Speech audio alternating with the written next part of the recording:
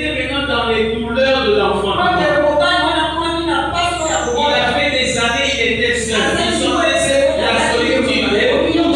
Il dit donc je vais te séparer. Mais quand il le sépare, il ne voit pas deux hommes. Il en voit qu'un. C'est pourquoi il dit quand l'autre l'a appelé femme, se retrouve avec la pièce maîtresse. Les deux pièces ne font qu'une seule. Parce que cette seconde pièce est venue de la pièce maîtresse. C'est juste une partie de lui qui s'est retrouvée à l'extérieur. Quand on les met ensemble, on retrouve la première pièce.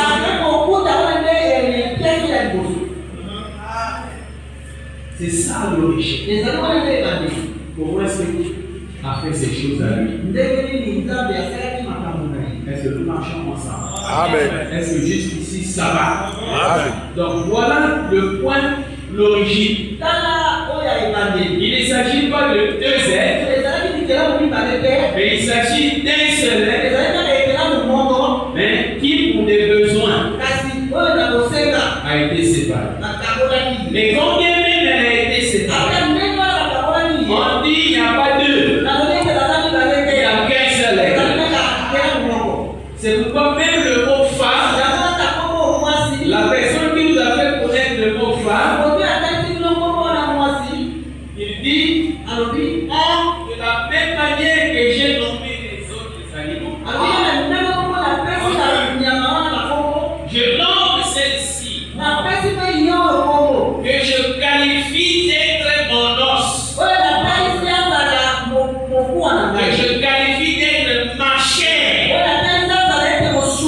Je l'appellerai femme.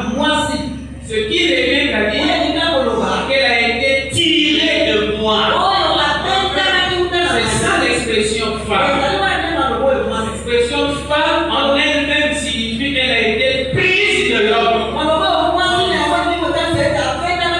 Donc le mot femme montre l'origine même de la femme. D'où provient-il? Il provient des gènes de l'homme. Et le peuple, dans la femme, il y a les gènes de l'homme. Et c'est ça qui forme la femme. C'est ça qui fait la femme. C'est pourquoi vous allez voir dans le naturel, quand un couple fait longtemps ensemble, ça produit même des ressemblances. C'est la vérité. Ça produit des ressemblances.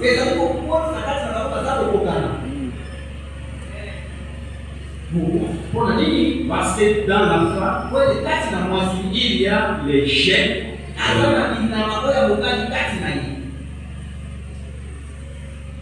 Alors, dans cette origine, quand nous sommes là, nous avons vu comment est-ce que la femme est venue à l'existence. Elle est venue parce que l'homme était seul. Dieu n'a pas créé un autre être, mais il a séparé le premier être,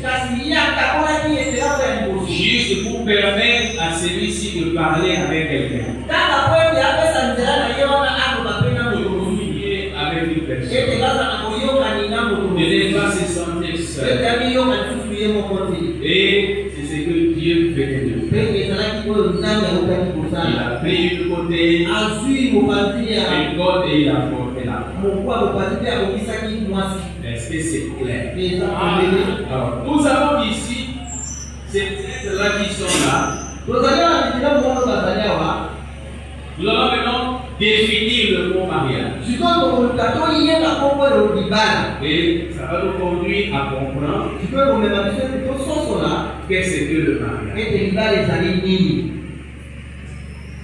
Alors, nous avions dit ceci, que nous devons faire attention avec les mots. Et c'est